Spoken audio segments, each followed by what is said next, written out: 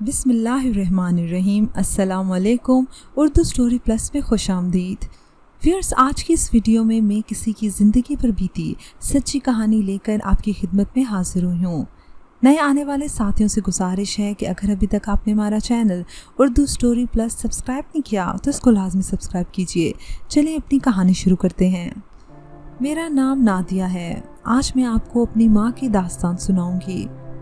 कम उम्र में ही मेरी वालदा गलत ख्यालात का शिकार हो गई। नाना नानी बहुत परेशान हुए। तभी हालात ज़माने से डर कर उन्होंने इनकी शादी मेरे वालिद साहब से करा दी।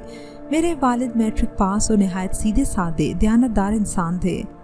वो मेरे नाना की दुकान पर काम करते थे। नाना नानी जल्दी से अम्मी का रिश्ता ढूंढ रहे थे। तभी नाना की नज़र नो उम्र और जवान साल असलम पर टिक गई, जो उनकी दुकान पर काम करता था। इन्होंने गौर किया तो ये नतीजा निकला कि इससे बेहतर शरीफ और सादतमंद आदमी बतौर दामाद फौरी तौर पर कोई नहीं मिल सकता। नाना अब्बू ने असलम के वालिदैन से बात की तो उन्होंने कहा, रियाज साहब, ये आपका बेटा है। इसकी किस्मत का फ़ैसला जैसा चाहें आप करें। आपसे बेहतर खैर ख्वाह हमारे लिए और कौन हो सकता है।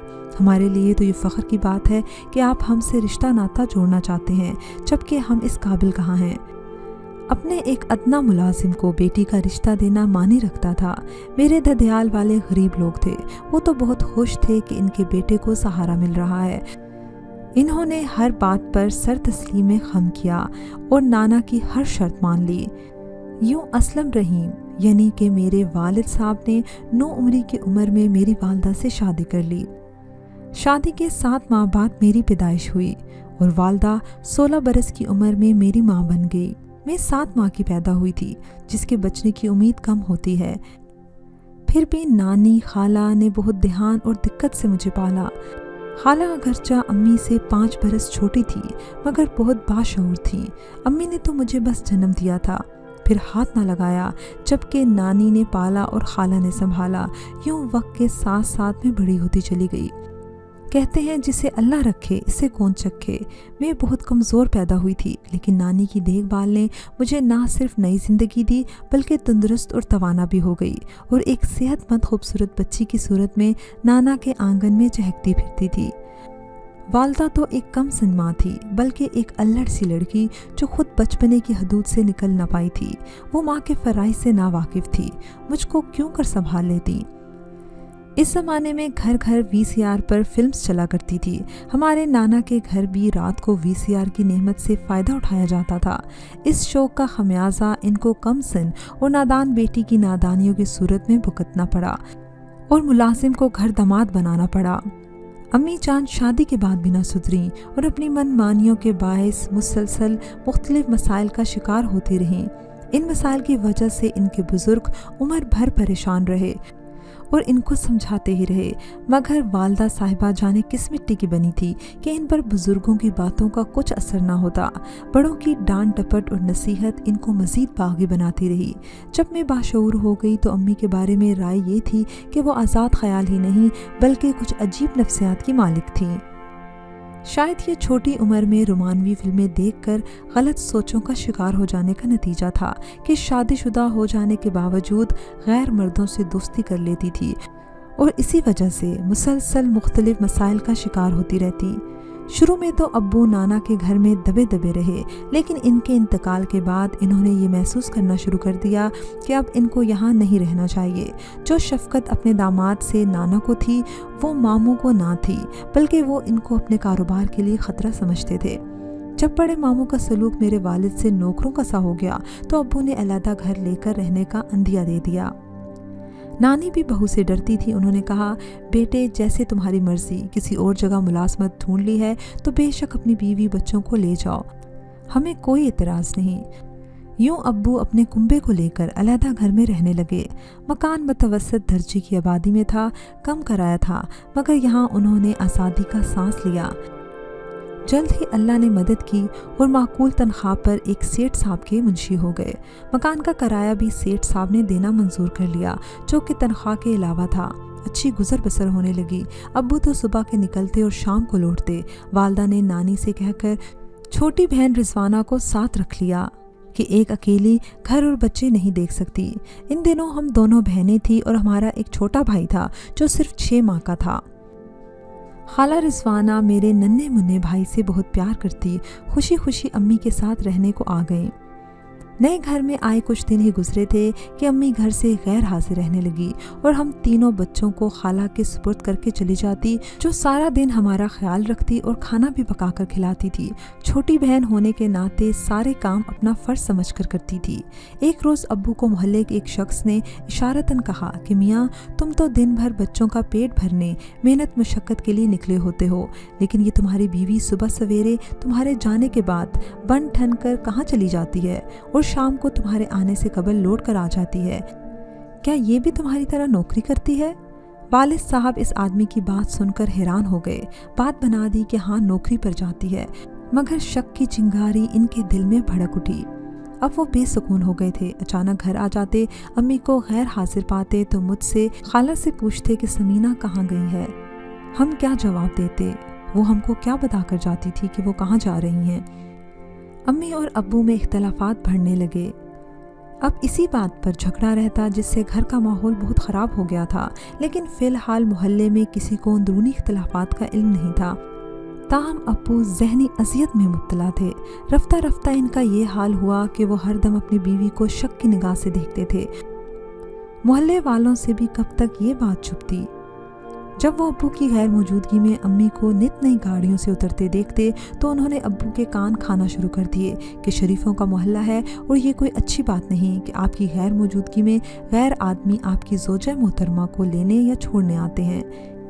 ये क्या ऑफिस है और कैसी मुलाजमत है, जबकि खातून पढ़ी लिखी भी नहीं है। हम आपकी इज़्ज़त करते हैं, आप अपने घर के मामलात को चेक करें।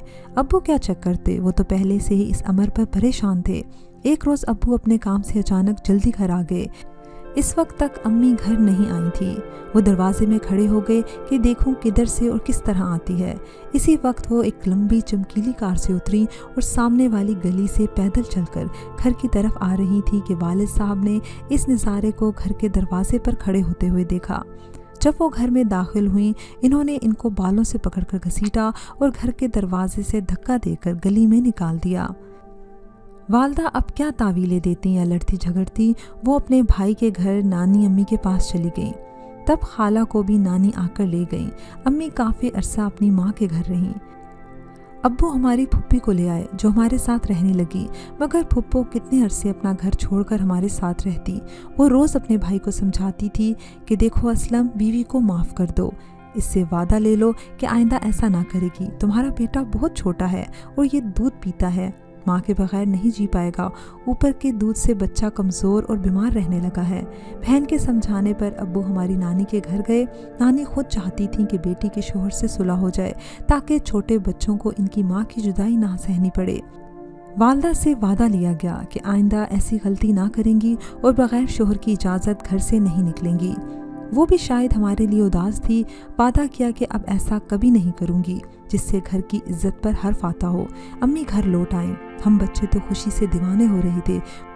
वो भी कुछ अरसे तक अब्बू से किए वादे पर कायम रहीं, लेकिन शायद वो अपनी फितरत से मजबूर थी कि फिर से वही हाल हो गया और इनकी ऐसी हरकतों से हमारी इज्जत जाती रही। जब वालिद साहब मोहल्ले में किसी को मुंह दिखाने के काबिल न रहे तो उन्होंने मुलाजमत से छुट्टी ले ली और अम्मी की निगरानी को घर बैठ गए। अम्मी भी खावंद को नफरत की निगाह से देखती थी और झगड़ा हद से बढ़ा तो अब्बू घर छोड़कर चले गए। वो काफ़ी दिन ना लौटे तब मोहल्ले वालों ने ऐसी बातें मशहूर कर दी कि इस औरत ने शायद कुछ गलत आदमियों की मदद से अपने खावंद को मरवा दिया है। इन बातों से रही सही इज्जत भी जाती रही और हमारा मोहल्ले में रहना दुश्वार हो गया। मोहल्ले वाले अलग परेशान करते। तब अम्मी ने सोचा कि इससे पहले बात पुलिस तक जाए, यहाँ से नकल मकानी कर लेनी चाहिए। सामान उठाकर हमारी वालदा नज़दीकी शहर चली आईं। नया शहर, नया मोहल्ला और नए लोग थे जो हमको ना जानते थे। इन्होंने खुशदिली से हमें खुशामदीद कहा और यहाँ हम सुकून भरी ज़िंदगी गुजारने लगे। यहाँ आए हमें 5 माह हो चुके थे। मैं अपने वालिद को याद करती और छुप छुप कर रोती। वालदा ने इतना पैसा इकट्ठा कर लिया था कि अपना घर खरीद लिया। इसी दौरान नानी वफात पा गई। खाला को भाभियों ने तंग किया तो वो मुस्तकिल हमारे घर आकर रहने लगी। अम्मी ने अब इनके जहन में भी बिगाड़ पैदा कर दिया था और वो भी वैसी हो गई जैसे कि अम्मी थी। अब मैं 15 बरस की हो गई थी, बाशऊर हो चुकी थी, काफ़ी बातें समझने लगी थी, हसास थी। जब वालिद के बारे में सोचती तो कलेजा मुंह को आने लगता। एक दिन पड़ोसन के घर गई, उसकी मिन्नत समाजत की, खुदारा मुझे मेरी फूफी का नंबर मिला दें। शायद उसको मुझ पर तरस आ गया था, उसने फ़ौरन नंबर मिला दिया। फुप्पो की आवाज़ सुनते ही मैं रोने शुरू हो गई और फुप्पो को कहा कि अब्बू को कहें कि वापस घर आ जाएं, प्लीज़ अपनी बेटियों की खातिर वापस घर आ जाएं। फुप्पो ने मुझे तसल्ली दी कि 3-4 दिन बाद तुम्हारा बाप तुम्हारे घर आ जाएगा। मैंने फुप्पो को अपने घर का पता भी दे दिया। अब्बू गालबन अपने भाइयों के घर थे। फुप्पो ने जब मेरा पैगाम अब्बू को दिया तो वो खुद पर काबू न रख सके और वो वापस आ गए। मैंने कहा, अब्बू आप मेरी खातिर घर में रहिए ताकि हालात और ख़राब ना हों। बात अब्बू की समझ में आ गई। जब वालदा आईं उन्होंने झगड़ा ना किया मगर प्यार से समझाया कि सुधर जाओ, अपनी रविश बदलो, अपने बच्चों की खातिर घर पर रहो, मैं कमा कर तुमको खिलाऊंगा, बच्चों को खिलाऊंगा। सादा की हिर्स में इज्जत को दाव पर मत लगाओ। वालिद साहब को बीवी को समझाने के अलावा कोई चारा ना था। वो बीवी की गलत रविश से बहुत दुखी थे, फिर भी हमारी खातिर जिंदा रहना चाहते थे। वो नहीं चाहते थे कि अब इस जगह से भी बेइज्जत होकर निकलें। इनके आने से लोगों की चहमगोइयाँ बंद तो हो गईं, लेकिन मेरी माँ ने अपना चलन ना बदला। हमारा घर बेसुकून ही रहा। वालिद शक की आग में जल जल कर भस्म हो रहे थे मगर बच्चों के सर पर छप्पड़ बनकर साथ रहना चाहते थे। अम्मी का भी इसमें फ़ायदा था कि अब मोहल्ले वालों ने बातें करना बंद कर दी थी कि शोहर साथ रहता है। मेरे प्यारे अब्बू के आ जाने से मैं फिर से स्कूल जाने लगी, क्योंकि अब अम्मी और खाला इतनी आसानी से सारा दिन घर से गायब नहीं रह सकती थी। कहते हैं कि चोर चोरी से जाए, हेरा फेरी से ना जाए। एक दिन तो हद हो गई। अम्मी अब्बू का बहुत बड़ा झगड़ा हुआ और अब्बू दोबारा घर छोड़कर चले गए। अम्मी को अब मुकम्मल आज़ादी नसीब हो गई थी। एक रोज़ चचा और फूफी वालिद साहब का पता करने हमारे घर आ गए। बोले, कहाँ है मेरा भाई? अम्मी ने बताया कि वो तो कब से घर से जा चुके हैं, न जाने कहाँ, मालूम नहीं, हम तो खुद परेशान हैं। चचा को यकीन ना आया, कहा कि तुमने खुद गायब करवाया है, बताओ मेरा भाई कहाँ है, वरना पुलिस में रिपोर्ट हम करवा देंगे। अम्मी डर गईं। उधर मैं फूफियों और चचा वगैरह की वजह से सख्त परेशान थी और मेरे सालाना इम्तिहान भी शुरू होने वाले थे। घर में ऐसे आलम में, परेशानी के आलम में पर्चों की तैयारी नामुमकिन थी। मेरी एक क्लास फेलो एकेडमी में मेरे साथ जाया करती थी। मैंने जब अपनी परेशानी का जिक्र इससे किया, इसने एकेडमी के सर से बात की और मुझसे कहा कि कल से तुम भी एकेडमी मेरे साथ चले जाया करो, बहुत अच्छा पढ़ाते हैं सर और पर्चों की तैयारी भी करवा देंगे। मैं हिना के साथ एकेडमी जाने लगी। सर ने मुझे परेशान देखा तो कहा कि तुम क्यों परेशान हो। मैंने अलैदगी में इनको सारा किस्सा सुनाया तो इनको मेरी वालदा के किरदार का इल्म हो गया। इन्होंने कहा कि तुम क्लास के साथ नहीं चल सकती, मैं तुम्हारी तैयारी खुसूसी तौर पर अलहदा टीचर से करवा देता हूँ।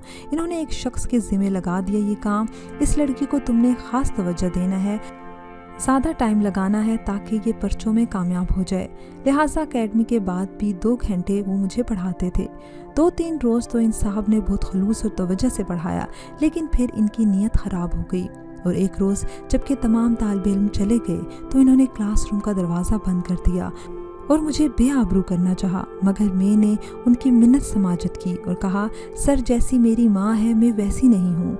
मैं एक अच्छे ख्यालात की पाकीज़ा मगर मजबूर लड़की हूँ। खुदारा मुझ पर दस्त दराजी कर कर मेरी इज्जत को खाक में ना मिलाना।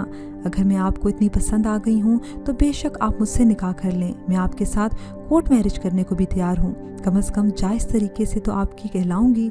शायद मेरी मासूमियत और बेबसी ने इनके दिल पर असर किया।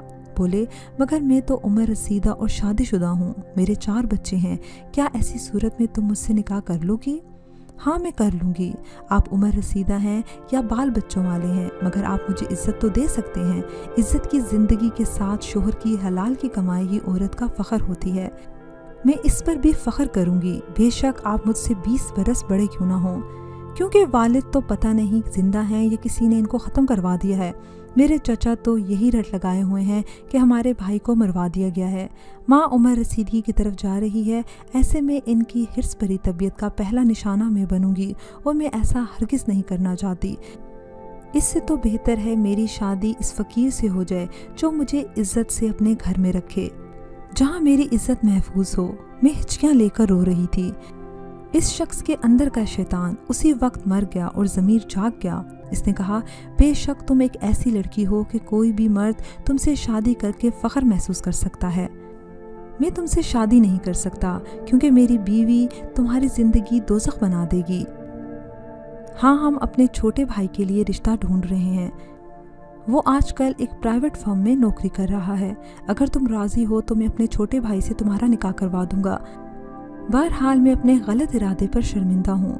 दरअसल मैंने जब तुम्हारी वालदा के बारे में सुना तो यही समझ लिया कि तुम भी उसी रविश पर चल रही होगी। फिर इसने मुझसे माफ़ी मांगी। मैंने इसके छोटे भाई से निकाह पर रजामंदी जाहिर की तो उन्होंने ये शर्त रखी कि कभी इस वाक़े का तस्करा मेरे भाई से मत करना। मैंने वादा किया, जाहिर है ऐसी गलती करके मैं अपना दामन अंगारों से क्यों कर भर लेती।